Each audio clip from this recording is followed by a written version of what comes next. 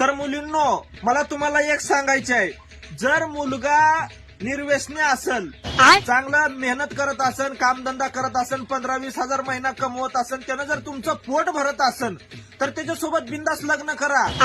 तुम्ही जर धन दौलत बंगला गाडी घोडी आणि ती विमानात फिरायची ती जर स्वप्न बघितलो, तुम्हाला नवरे 40च्या नंतरचे मिळतील.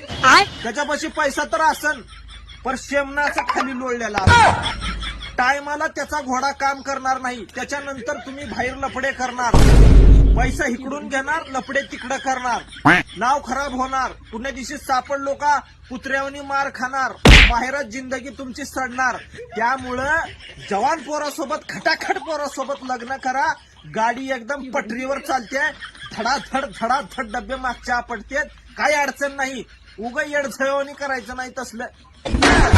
पैशाला घेऊन का चढताव? हम सफर हम नबी हम लवडा झाटा ती चांगलं पाहिजे ना सोबतच, आहे का नाही? त्यामुळे जरा विचार करा.